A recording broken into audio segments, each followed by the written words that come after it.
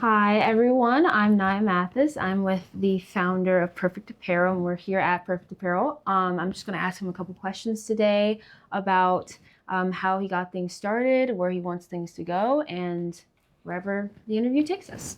So, Dad, so just tell me, what is Perfect Apparel? If someone were to ask you, like, what do you do? How would you tell them? How would you describe that to them? Yeah, so Perfect Apparel, you always think about your elevator speech. If those of you don't know what that is, you should get one. So Perfect Apparel, if I'm in an elevator, right, we are a screen printing, embroidery, promotional products company with a private label brand where we sell fraternity and sorority apparel and accessories. So that's what we do. That's who we are. Okay. And sorry. Tell me about the first time that you had the idea of Perfect Apparel. Like, why did you start it and when you did? Why did you start it when you did? Yeah, okay. So we started Perfect Apparel when honestly it was spring of 2009 is when the idea began. So at that time, I joined the best fraternity in the world, Kappa Alpha Psi Fraternity Incorporated.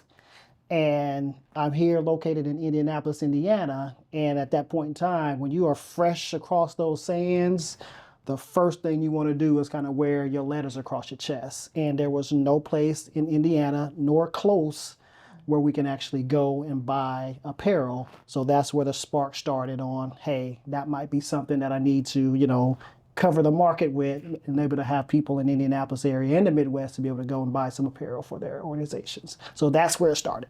Okay, and what made you, not to sound like harsh or anything, but like what made you think that you could like do this? Like you don't have any background and you didn't have any background in like apparel making or anything like that. So like why did you think I have to do this? I have to make this happen? Yeah, well, good question. So my background is I am an electrical engineer from Tennessee State University, the best HBCU out there. And you know what my wife would tell us is she would say, engineers think they know how to do everything. So so it really was that, right? It's like, how hard could it be in order to really, really just sell apparel? That's the only thing that I thought about initially. It was just, okay, get t-shirts, resell them, and take it from there. So I didn't think that was going to be too hard. I always say if any other man or person can do it, so can I. So that's what made me feel like that I could do it. Yeah. And when you did start, or before you started, what were your initial expectations for this? Like, did you expect this to become like a full-time job? Did you expect that you to have like multiple employees for you to have like a physical store like you do now? Absolutely not. Nope. Like I said, when I first started Perfect Apparel and it started, right, the only thing I thought about was selling Kappa Alpha Psi apparel. That was it, right? Get apparel that I can wear, my other fraternity brothers can wear, right? Sell it, call it a day. That's what I thought. That's what I thought would happen, but of course that's not what happened. So, but yeah. So tell me about when you knew that you needed to expand, like what fraternities and sororities you needed to do. Yeah, so Perfect Apparel, I said when the spark happened, right, was, 2009. But Perfect Apparel I officially got the license, the LLC in actually January 14th, 2011. So that's when I officially got the license for LLC. And the reason for that it's like, I mean, just like you're asking, it was, okay, that year was the centennial year for Kappa Alpha Psi, our 100-year anniversary. Our grand conclave was in the Indianapolis area. So it's like, hey, I want to be a vendor for that event. And that's what kind of pushed me to begin to do more than just sell it to my friends and family members and fraternity members, So that's really what it was, being able to take advantage of that particular market, that particular time in history, and then sell a lot of apparel. At least that was the goal. So yeah. Okay, so tell me about your the early years of Perfect Apparel. Like, of course, you didn't have the employees that you have now. You didn't have the machinery that you have now. None of that. Tell me about like where you were located. I know where you're located. It's in the basement of our house. But just tell the audience about that and what it was like running the business by yourself. Yeah, so Perfect Apparel, when we were founded, right? We were initially started, just as Nyah mentioned, we were in the basement of the house. That's all that we needed. Started with one license, Kappa Alpha Psi. Um, After that conclave is when the light went off in my head to say, hey, if you buy your own equipment, then you can start doing more and more things, buying more and more license, so on and so forth. So that's when it actually started to grow. So our second license was Omega Psi Phi because I had one of my cousins was a member of Omega Psi Phi, and he was like, "Hey, you need to get our license too." So started with Kappa, grew to Omega Psi Phi, and from the proceeds from our conclave in Indianapolis, we were able to actually purchase our first single head embroidery machine, which we actually still have to this day. We were able to purchase our heat press, and then we're also able to purchase our material cutter. So that kind of helped me usher into other organizations because now I can make it instead of having to wholesale it, buy it from someone else, and just resell it here. Now that I can make it, now I can do more organizations, but then I can also do outside of the Greek stuff. So right, just stuff for regular businesses, churches, athletic organizations, those sorts of things. So that opened up the door for me to do a lot more things. Okay. And when you first started, like how much business did you have? How busy were you? Because you had full-time job with engineering and then you come home and you do this second job. Like how was that? How did you balance that? It was tough. It was hard, extremely hard. It takes a lot of time to really try to grow a business from that infancy of a state, right? So when we, first getting started, like you said, I would work, all day, come home. At this point, it's the time now I have an e-commerce site, right? So we're selling stuff online as well. So being able to go through, fulfill those particular orders, but it was manageable a little bit when you have those two organizations. But it was tough, because it got you running around, so I got to take care of you. Got a wife that's running around also. Got to make sure I give her the attention that she needs. And at this point in time, your sister was also born, so yeah, so trying to balance a 8 hour, day job, right? Come home, run a small, super small business. At this point in time, I still call it a hobby. I still call it a hobby. It was easy to do, and then also do all your duties from a family perspective. It was hard and it's not easy, right? So yeah, but you got to balance it. Okay. And you mentioned that it was easy to do. Like you called it a hobby. It takes a lot of skill to like make design shirts. You came up with your own designs. Yeah. Design shirts to learn how to put designs on apparel. Embroidery, it takes a while to learn how to do that. So like how did you develop those skills from nothing? Because from my understanding, you didn't have no background in that whatsoever. So right. How long did it take you to like develop those skills, and like how was it for you? Yeah, so good question. So when we purchased our first embroidery machine, it came with 2 hours of training.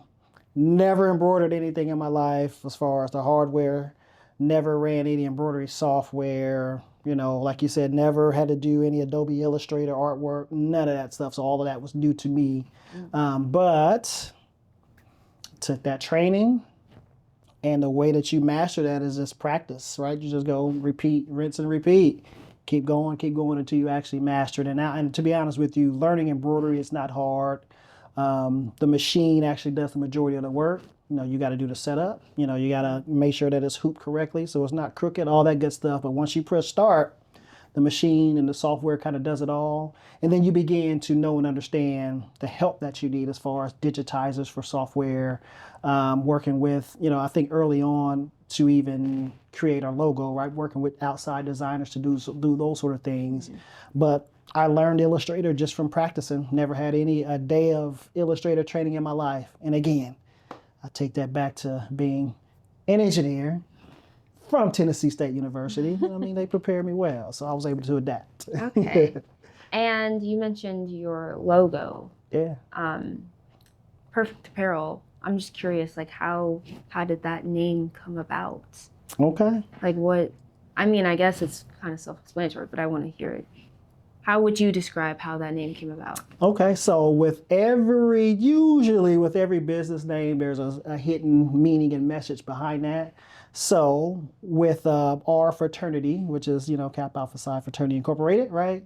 The number 10 is one of the numbers that we call like a perfect number, right? Because it go for the 10 founders of the organization. And from that is where perfect came from, that embedded message, that ties it back to the fraternity, which started the entire whole thing. So, I mean, is that Perfect Apparel, that was it. Yeah. Did you have any other names that you were considering? For sure. Stuff like, because one of the things that we did was embroidery, right? So it's like, trying to come up with something fancy with embroidery in it, that sort of thing. But we never really came up with, anything, an alternative other than that, because that was the only thing that really made a lot of sense. And when you say we, were you helped by like other people? I was. So Perfect Apparel was started by two people, me and another one of my fraternity members. So we together, thought about Perfect Apparel, brought it to fruition, took it to the market, and then got it up and running. So yeah, so it was a we at that point in time. And if you don't mind me asking, yeah, what happened so that you are the only one that's still running this company? So good question. That's a good question. This is definitely good stuff, good background for you guys to have. So anytime that you kind of start a company, especially with a partner, you got to have that partnership agreement that's in place as to what you're going to do, what this person is going to do, all those sort of things. We did all of that, right? So I did what I was supposed to do. He did what he was supposed to do. But as I mentioned before, you were talking about how hard was it to kind of get Perfect Apparel running and off the ground. Once we started making our own stuff, now that's a whole different level of dedication, right? So the equipment is in the basement of our home. So in order for him to come to the house, he has to come, travel to the house, go to the basement, put a lot of work in. And then it became just, being able to balance that his work life became imbalanced. You got to have work-life balance or nothing will work. And so we decided like, hey, this is going way beyond what I thought it would, right? Because we're growing too, this is going way beyond what I thought it would. And so we decided to mutually split, did a buyout. We're still great friends to this day, which is good. So when you do business right, you got to have the foundation, and then if there something comes up to where you need to separate, make sure you have that documented as well, because you can lose good friends by just doing business. And Perfect Apparel isn't my first business that I've had, so I've learned that the hard way, So that's really what it was. It came to a point where my partner was, his work-life balance wasn't balanced, and he was like, hey, let me raise the red flag now. Let's get out of here, So, but yeah, without him though, there's, we wouldn't have got started because I needed that extra push to actually jump out there and do it. So. Okay. Yeah. And I want to get to like that growth later, but I do want to ask you, you are very prideful in your being a member of Kappa Alpha Psi, and I just want to ask you how difficult it was to kind of expand the way you think, because I'm sure it's easy to like designing things for your own fraternity, but for other organizations, how did you become to like design something for them that you think they would like? Did you have any help with that, or did you just kind of test it out, see how people liked the things that you put out?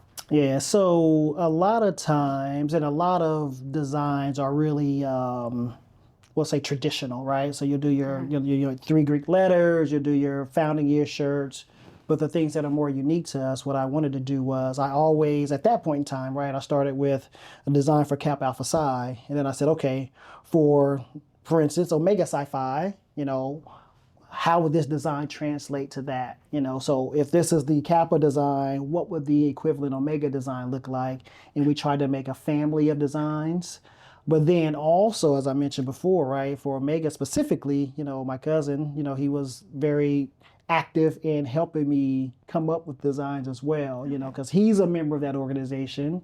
And so he would give me ideas and I would bounce ideas off of him just to make sure that everything was cool with whatever we were designing. But that's what you end up doing, right? So you end up using the resources that are around you, connecting with different members of different organizations just to ensure that whatever you throw out there, is okay to actually sell, and is a, kind of a fire design is what I would like to say, so being able to do that consultation and bounce things off of other people's and other members of those organizations is kind of how, I was able to do that part. So, yeah. Okay. And apart from referring to other people from other organizations, did you have to do any like research of your own about like what to put on shirts, like any specific sorority, fraternity things, especially with sororities? I'm sure with fraternities, it's easier to, since you're probably around them a lot, it's easier to know things. But with sororities, like, was there something that did you need to dig, is what I'm trying to ask. You always do. You always do your research and kind of see what else is out there. But, when it comes to these organizations, there's so much tradition in it, right? So every organization will have a saying or a call tag or different symbols that the organizations use. So you're able to incorporate those things in designs. I would say the hardest part of doing it about the design piece is to ensure that you're not infringing upon what someone else has already done, right? Oh. So I try to steer away from that completely. I don't want to have any of my designs, claim to be someone else's. So that's the hardest part of that, is coming up with new innovative designs that no one else has done, right? So that's probably the hardest part. Yeah, that's the hardest part of it. Coming up with the design is easy, but ensuring that no one else has already done that, because again, these organizations have been around for a long time, and that becomes the hard part. That's understandable. So I want to get back to like the growth aspect of Perfect Apparel. Gotcha. When was the moment where you thought, I need to get out of this basement? Good question. So we are in the basement of the house, and not the entire basement, a small unfinished area of the basement where Perfect Apparel was. So again, I'm going to fast forward kind of a few years. So now at this time, we have a few more licenses, for Divine Nine. So I think, again, Kappa was the first one, Omega was the second, AKA was the third, and Delta was the fourth. So those were the 4 organizations that we started with. Being that now we're beginning to pick up momentum, people start to know and understand Perfect Apparel. We're not only selling on the website, but we're also going to local events, right? So we're going to local events, so people are starting to see us and know where we are. And one of the things that we would do is, like during crossing seasons, people would tell us, AKAs are crossing this week, Deltas are crossing this week. We would actually clear out the garage, set the garage up as a store for each one of those organizations. And have people come into the garage to buy and sell like it was a brick and mortar store. So we used to do that.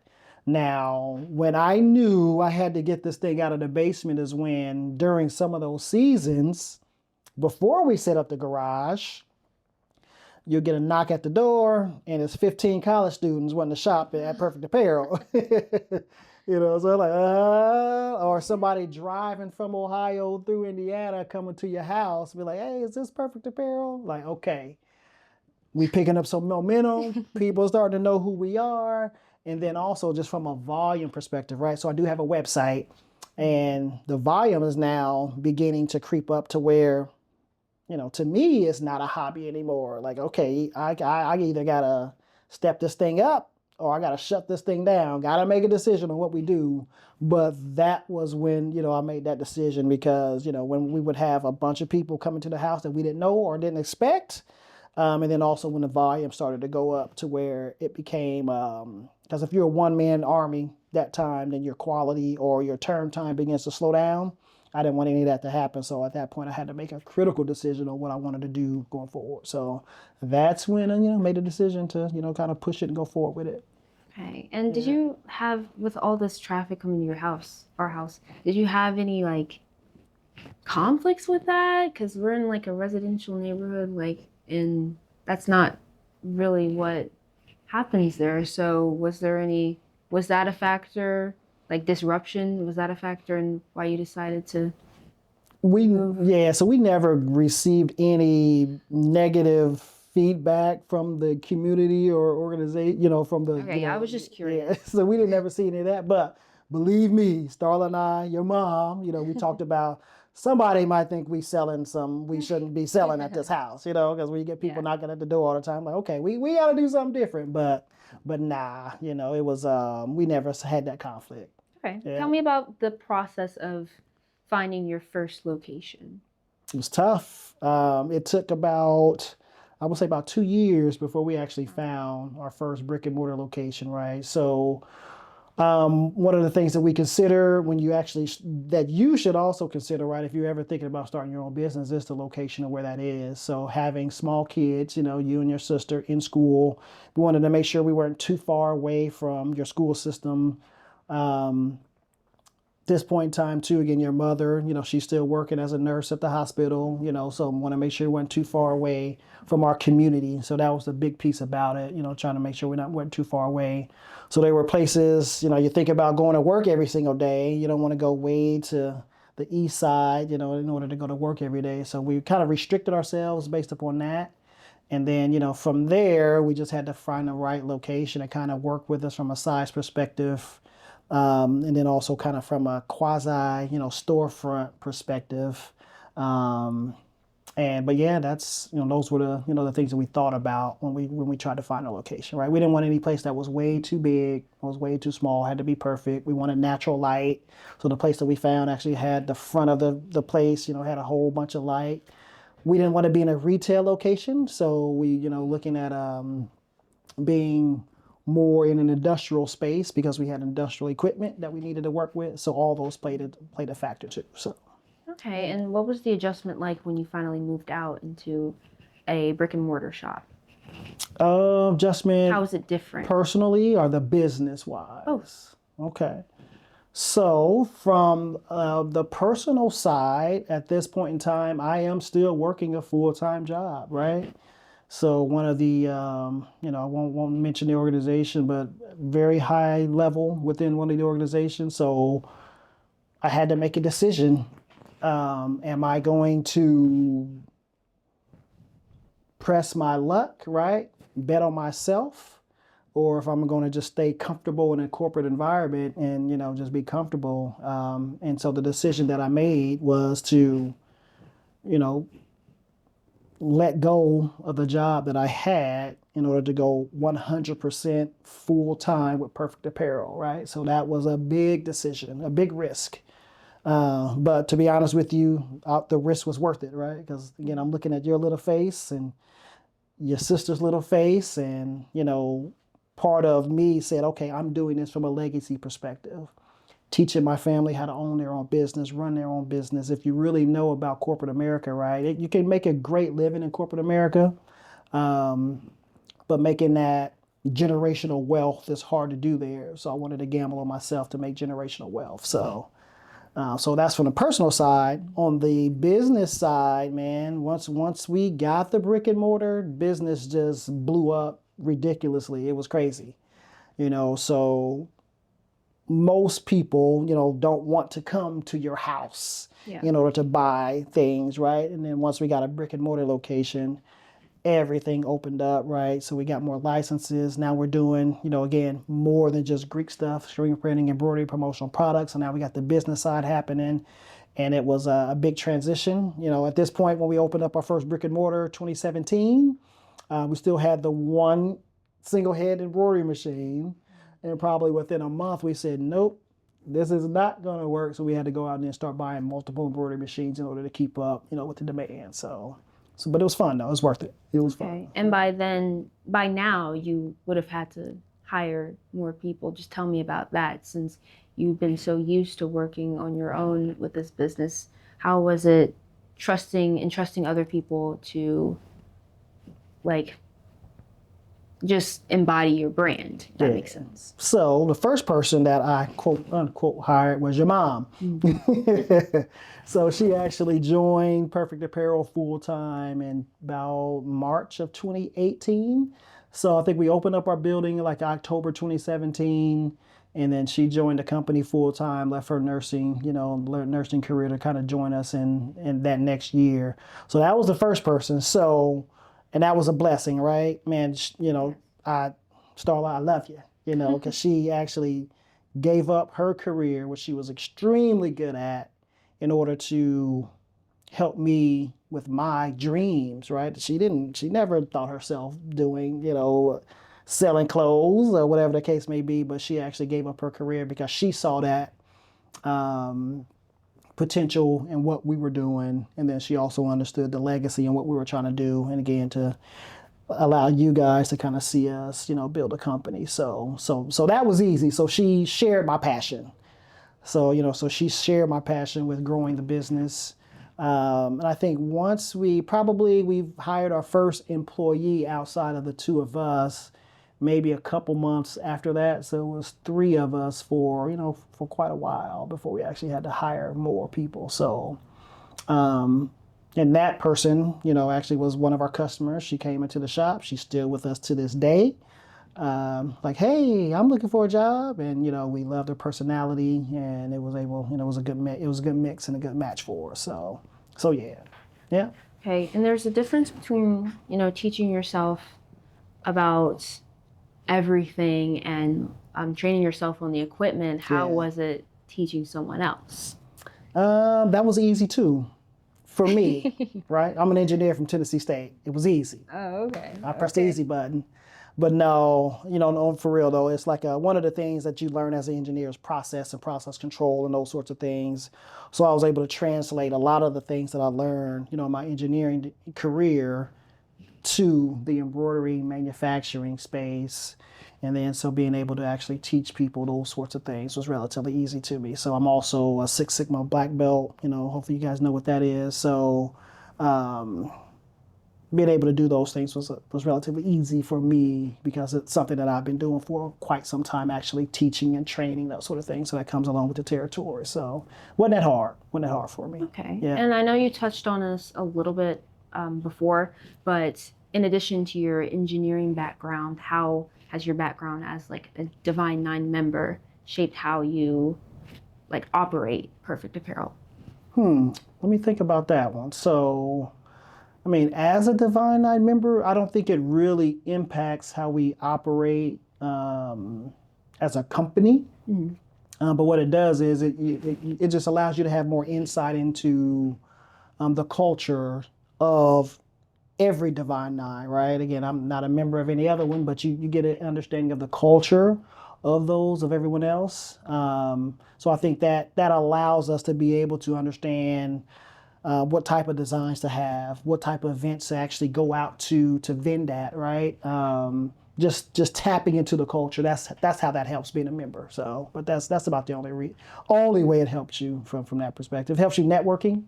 It does help you in a networking perspective as well, but that's probably about it though. Yeah. Okay, and from the other way, how has you operating Perfect Apparel changed your perspective on the Divine Nine community?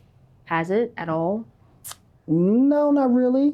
Not really. Has it changed the way you see things, or it's just? No. Okay. No, for me, as long as they like what we have to offer,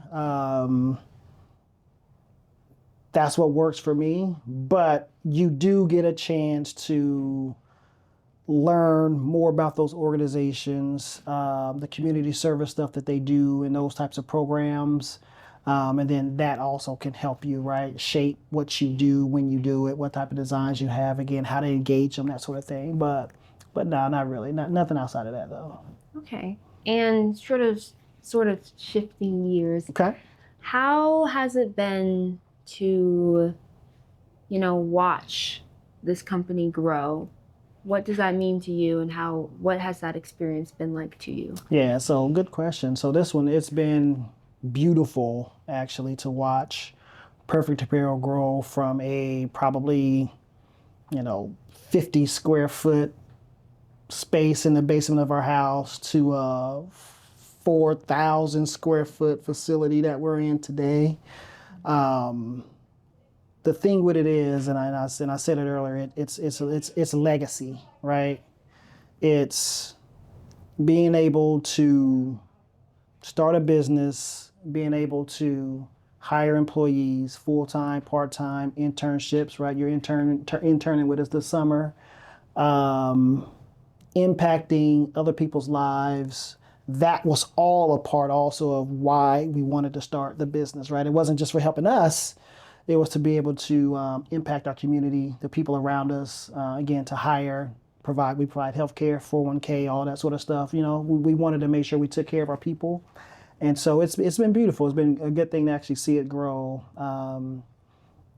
Seeing where the mountaintop is, I can still see where that is. We got a far way to get there, but we're on our way. And again, what excites me is about the impact that we'll be able to do once we begin to do that. So yeah, so that's what the most important stuff is about, for me. So Okay. Yeah. And what have been some along the way of your journey? What have been some challenges, some highs, some lows? What things have you learned about yourself, about how to run a business? Okay, so let's say along the journey, challenges. Funding is always a challenge when you're a small business. That's always a big one, right? In order to get funding, in order to grow, right? You can't grow without money. So that's been a challenge early on in our career, in our business. What else you asked me about that? Like highs, lows, just what you've learned about yourself and about running a business. Yeah, so I would say highs of the corporation is really, seeing us, grow from a one-person organization to, I don't know, about 8 or 9, people now. Being able to see us, again, have all 9 Divine 9 licenses and then extend to local businesses and all that good stuff, just on the screen printing, embroidery, promotional product side, seeing that growth and not just staying in the one segment. Mm-hmm. I won't say there's many lows in what we were able to do. It's just opportunity, so it's just really opportunity. So there's no lows in actually running the business, because everything that, when you have the right mindset and you have a vision for what you want to do, everything at that point in time is just, how you navigate to get to your end goal. So we're still on that journey, navigate and try to get there. Okay. Yeah. And what are your goals for this company?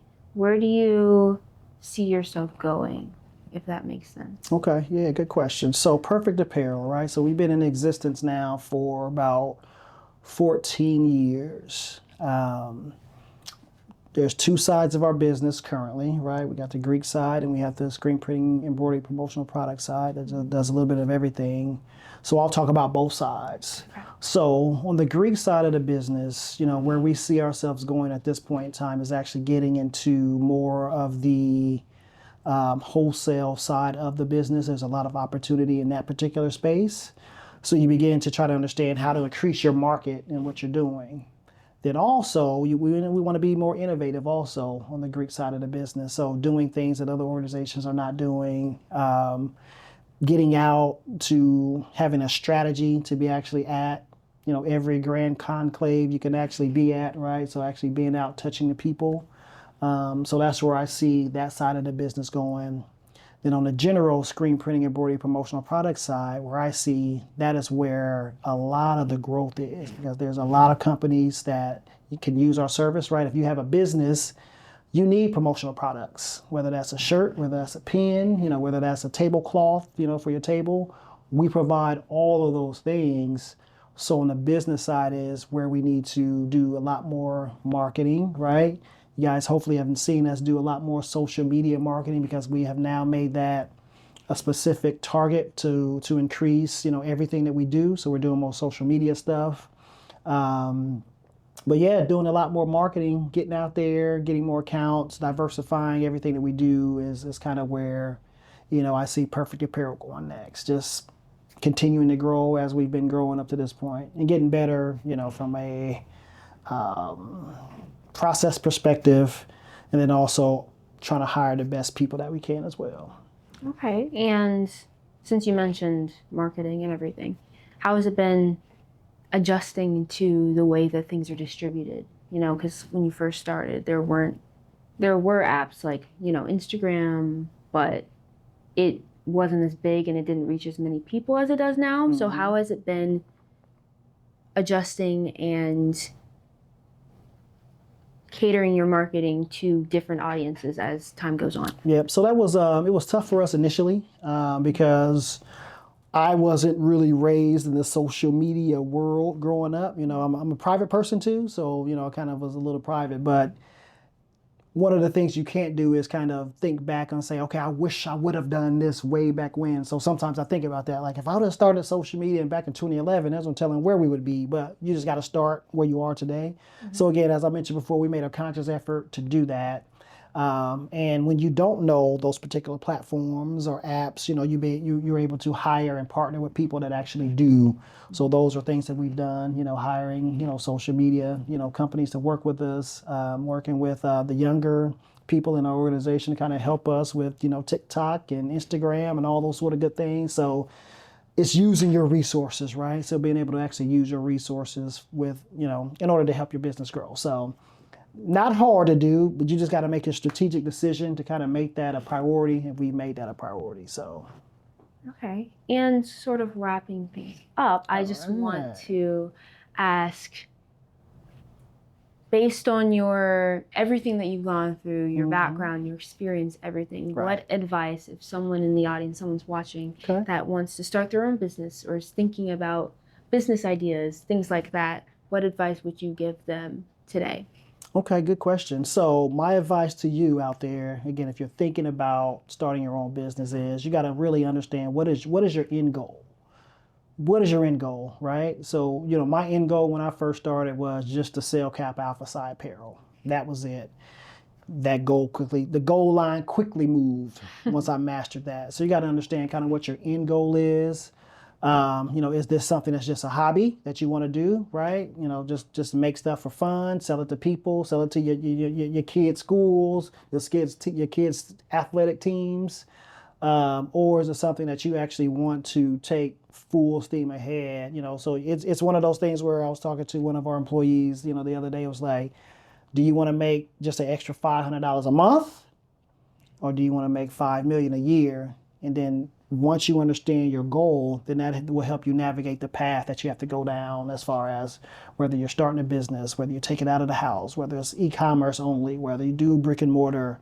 You just have to understand those particular things. And once you know what your goal is, and then everything else will come, because you will teach yourself those things or buy the services in order to make your business grow. So I think that'll be what, you know, I would tell everybody is just like, make sure you understand what your end goal is, and then once you set your eye on that, don't let nothing stop you from reaching that goal. So.